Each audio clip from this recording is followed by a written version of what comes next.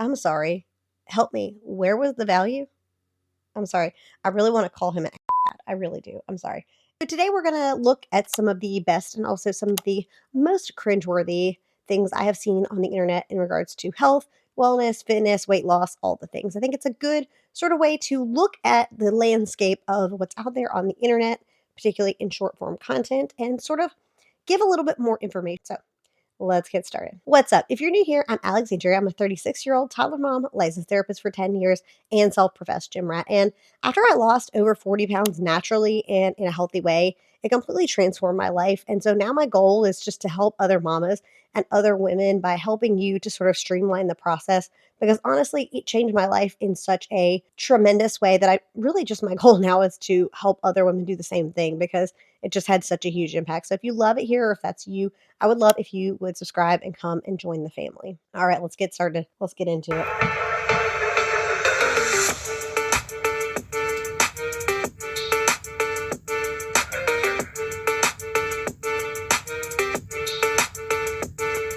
Before and after photo.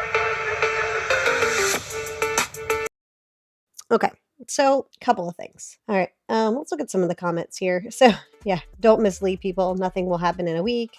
Good exercises, but no one will get those results in 1 week. Yeah, they're absolutely right. Like that is my biggest problem with. Well, there's actually I have two problems with this. So 1 week to lose belly fat. Okay, here's the thing, and I understand, why we want results quickly. I can understand, like, especially when you feel like you've been out of shape for a long time, or maybe you're feeling like you're overweight or you want to get healthy. Like the desire to get there as fast as humanly possible is definitely there. Sorry for my sick voice, by the way. But to say that you're going to lose belly fat in 1 week because you do these specific exercises, it's just honestly misleading marketing. Again, there's nothing actually wrong with the exercises that he's doing per se, but they are just cardio. So there's really no reason that you need to do this like fancy like routine that he's got going on. You could just go for a walk, and it would have the same impact on you ultimately of being more movement. But the truth and the reality of all this, I'm probably going to end up saying this more than once because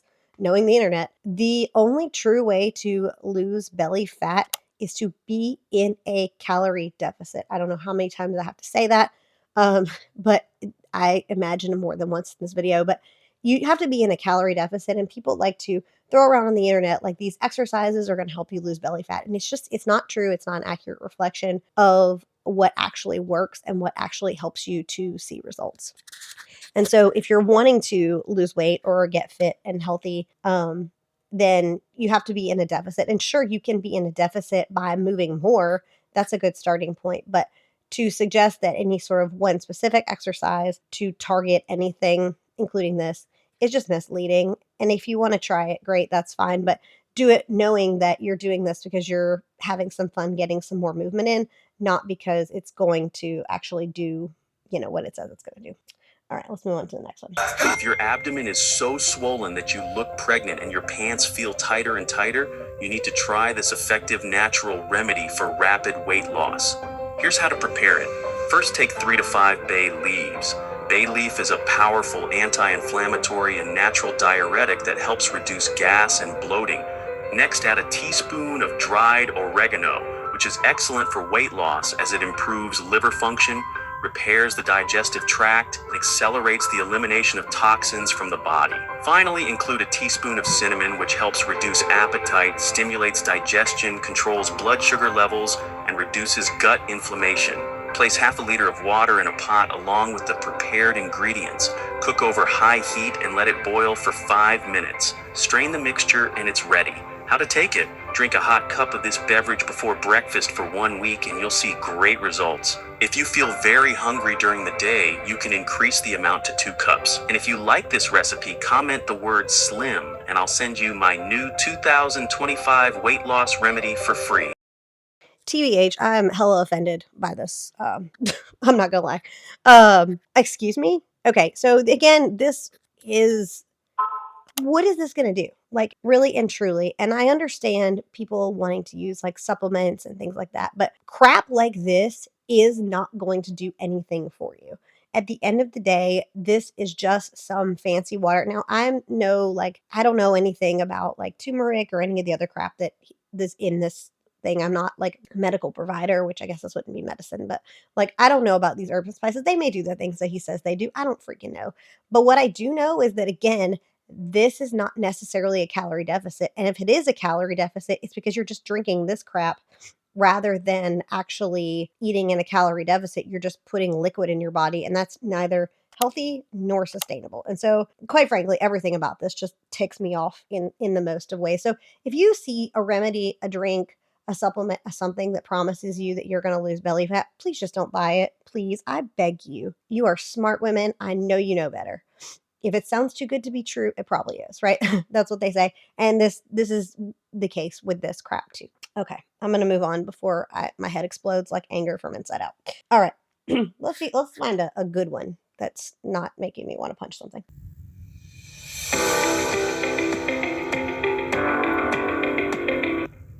What do I love to eat? Protein, 80 to 100 grams a day. Why? Because protein is a heat activator. It burns calories and builds muscles. See my captions below for my favorite top 5 delicious protein foods. Okay, first off, I love her and I want to be her. In case you're wondering, like why I lift weights, it's because I want to be. Okay, I want to be her. At how old did she say she was? 75, and she's kicking and taking names. Okay, so this is it, right? Eating more protein, and she tells you exactly why, and she's exactly right because protein is the hardest to digest, and so you actually are burning calories as you are digesting the protein. So protein is not only good for building muscle, but it's also good from keeping you full, especially if you're trying to be in a calorie deficit and build those muscles because your your body needs enough protein to rebuild the muscles, especially if you're doing some sort of like strength training or something that's going to help you repair those muscle tears from doing the workouts themselves because it's not the workout itself that is building the strength, that's tearing it down so that you can rebuild it. And so your body needs an adequate amount of protein. I think 80 to 100 grams is a great start for people. Everybody's protein is going to be different. For me, I try to shoot for like 100 grams of protein a day. But the sort of general rule is approximately 1 pound per lean or point. I think it's 0.8 is what it's like listed as, but approximately 1 pound per lean body fat. So basically, like your ideal weight or your sort of goal weight of sorts, not necessarily what you are currently, especially if you are not at the weight that you're hoping to sustain at. But she's exactly right. She is. I want to be her. Okay, that's all. Let's read a few of the comments, shall we? Wow, you look amazing. I feel awful at 60, so I'll just stop crap food. When should I begin protein? And she basically says it's not too late. Yeah, it's not too late. It's never too late to start. So I says, I wish I knew this earlier, but better is later than never. Absolutely. Yeah. And that's the reality, right? And I imagine, most people that are watching my content are not in their 70s. And I can tell from my analytics that most of you guys are close to my age. You're like 20s to 40s, really. And it is not too late. Start now. Start prioritizing that protein now. Start building that muscle now because muscle mass is real, bone density, and, a sort of an epidemic of sorts of women getting osteoporosis is a problem and it's not talked about enough. So make sure you're getting an adequate amount of protein and make sure you're building those muscles using some sort of resistance training so that you can be in a better spot as things do sort to decline so that you can be like functional as an 80-year-old so you can still walk your dog or so you can play with your grandkids. Like that's the end goal here. The end game is not to be a bodybuilder. The end game is to be functionally fit in my 80s so that I don't have to be in a nursing home, sitting in a chair, being fed. So, okay, I'll get off my soapbox now. All right, let's give me another. Walking burns more fat than running, but running burns more calories than walking. But neither have got anything to do with weight loss. Let me explain.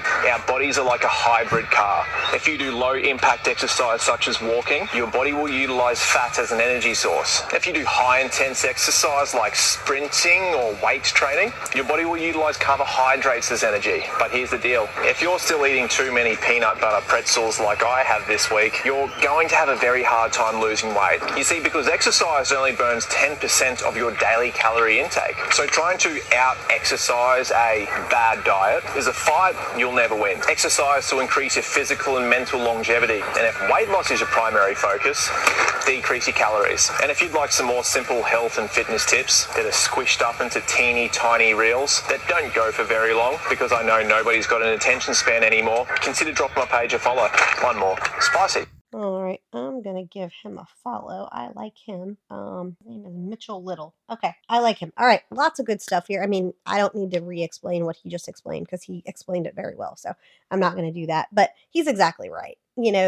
These these types of cardio serve different purposes, and it's just like in the first reel that we talked about is the end of the day, being in a calorie deficit is actually what's going to burn, is actually going to help you to lose weight. Neither one of these is how you lose weight. The exercise component, the cardio, the walking, whatever it is, that is sure a means of movement and a means of potentially burning more calories in a day. But at the end of your day, the expenditure from your body from exercise is only 10%. And the rest of it is just from your total daily expenditure of just like living and being a human. And the way that you increase that is by having more muscle so that you are increasing your metabolic rate. And in order to do that, you got to strength train. So in it, he's absolutely right. It seems like he has a great account. It cracks me up. He's talking about like nobody has an attention span. Yes, I think that there is something to that, right? I do think, short form content makes this stuff more easily consumable. But I also do think there's a place for long form content because sometimes stuff does require further explanation. But anyway, I like his account. I like his stuff. And I want some of those pretzels. All right, let's move on. Somebody says, "Now hear me out. What if you sprint while eating?" That sounds like a recipe to get sick to me, but what do I know? All right, good stuff. Good stuff. All right. That one didn't tick me off. All right, let's do it. The real secret magic sauce to weight loss is telling yourself no more than you tell yourself yes. It's going to the gym when you're exhausted, and that's the last place you want to be because some workout is always better than no workout. It's tracking your food, even though you don't feel like it. It's being honest with yourself, brutal honesty with yourself about what you are doing, and not constantly wanting to be in the easy place. It's going to reach for the M&Ms and choosing the chicken breast instead. It's wanting to have pizza or order in DoorDash, but walking downstairs and making a dinner instead. It's giving it time, something enough time to work. The expectation for when you start to eat healthy and the results that you get is a week. Discipline to say, you know what, I don't feel like it, I don't have time, but I'm going to take this 5 minutes and put some food in my mouth that's healthy so that I don't eat a half gallon of ice cream. It is being very realistic with yourself about the scale. I ended up 100 pounds overweight. It was in 5-pound increments, and I just let it go. The longer you go, the more you have to lose. It is about prioritizing yourself over others. Be strong enough to stand up for yourself. Because there's no secret sauce. It's all hard. It is hard to be fat. It is hard to lose weight. It is hard to keep that weight off. It is all hard. So you have to be a brutal mental warrior in the fact that these are your standards for yourself. And if those standards start to waffle, you pick yourself up and you shake yourself and you tell yourself you're going to do it because that's the only way you win. All right. All right, she gets a lot of things right. There's a couple of things I want to say on this though, because I feel like, so I like for the most part what she's saying. I do think there is a certain level of mental toughness that does need to come from the discipline that you create for themselves. And she's absolutely right. Consistency takes time. To see progress takes time. And you are kind of ultimately choosing your hard, right? Because, being in a heavier body that's unhealthy is difficult, right? It's difficult from a like being able to fit into things and to like just live your life in a larger body can be more difficult. But also, trying to get fit and be healthy and lose weight, that's also difficult. The part that I have a little bit of a concern with is yes, I agree there is a certain level of discipline, particularly with food, but I hear her kind of doing that a little bit of that I can't have these things sort of mentality in her talk. And that makes me a little bit nervous because when you get into that like restrictive space of saying like, I can't have any of this or, I wanted, I forget what she said. She wanted something, but then she had chicken breasts instead. Like those two things are not the same. And sometimes I think what can happen to a lot of people is if we do that thing where we say, well, I can't have cookies. I'm going to put them off limits. Now, it's different when you're not buying your trigger food and just not keeping it readily available to yourself. That's different than saying, like, I can't have this thing. and putting it off limits. Because what you do when you put it off limits is you say to yourself, oh, that's forbidden. Like, I'm going to need some of those. And then when you actually do allow yourself to have it, then you eat the whole dadgum jar or the whole daggum like sleeve of cookies rather than just saying, okay, I like a cookie. Let me see where that, fits in my calorie budget for the week or the day. And then, you know, let's not eat a cookie tomorrow. Or like it might be saying, like, you had a cookie yesterday. You probably don't need a cookie today. But not allowing yourself to have the things you want or trying to like substitute it with some sort of like healthier alternative, that doesn't always work. Oftentimes that ends up causing us to have an unhealthy relationship with food and to binge the food. Choose your heart and also choose your friends wisely. All right, moving on.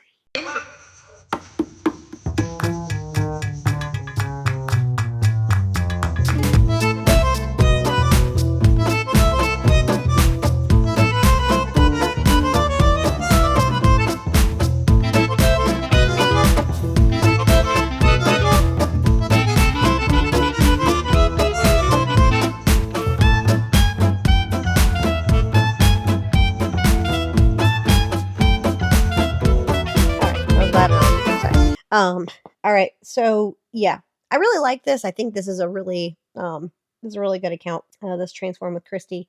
So I so why does this work is really the question. So a couple of things that she does that are really smart, and this is something that I have done in the past too, is she's eating cucumber at her desk, and cucumber is a water-based food, and so that's going to help keep you full for a longer period of time. When you think about how food gets digested, it's just going to fill up more of your stomach, right? And so she's eating cucumber throughout her day, and then of course she's taking some breaks.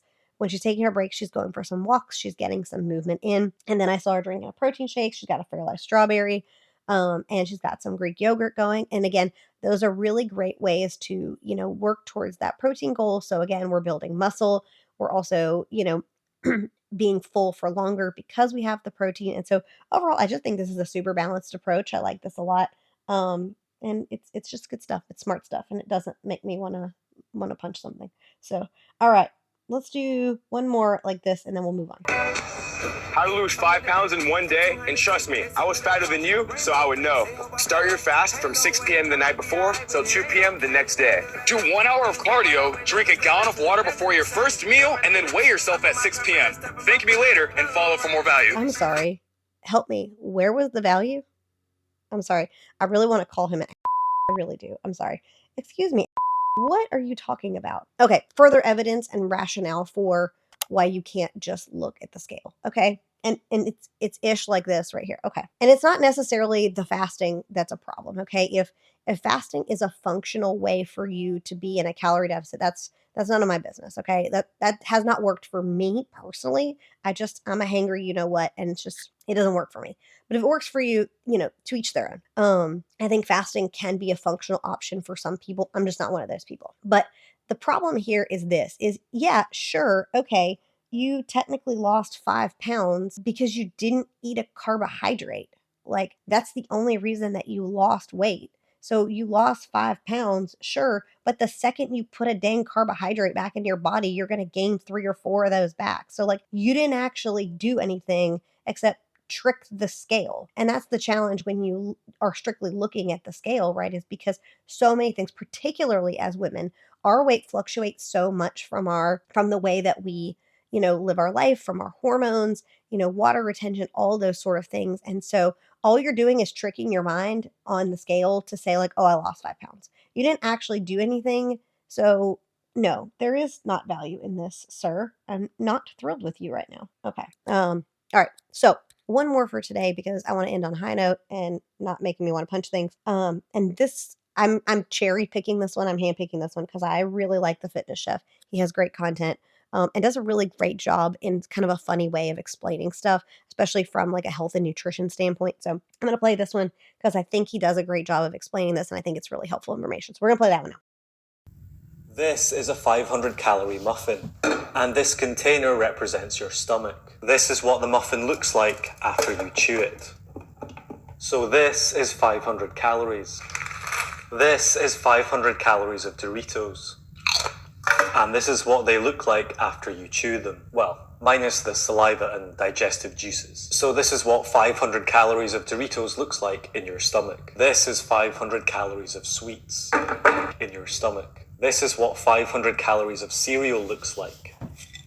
And this is what it looks like after you chew it. You know the drill, 500 calories, your stomach. God, this looks like it needs a holiday. This is 500 calories of lean steak. And this is what it looks like after you chew it. Yes, this is obviously packaged mince, but I'm getting a bit tired now. 500 calories. This is 500 calories of fruit and vegetables. And this is what they look like after you chew them. 500 calories and a full stomach. The obvious difference between some of these foods is the volume they contain per calorie. Foods like these take up more space in our stomach, which makes us feel fuller. But that's not all. They also have the likes of protein and fiber, which makes us feel fuller for longer as well. The likes of these have much less protein and fiber. And as you saw from the previous parts of this video, much less volume per calorie. They also taste delicious and are easy to overconsume. With that in mind, it's probably a good idea to focus on these, so that you, last chance, so that you feel satisfied after you eat. It also enables you to eat the likes of these in moderation, because you're already satisfied, so you don't need to eat them in excess. If over-consuming calories is a problem for you, then consuming a high volume of food that is relatively low in calories is a superb idea. It was written in the stars that this would happen.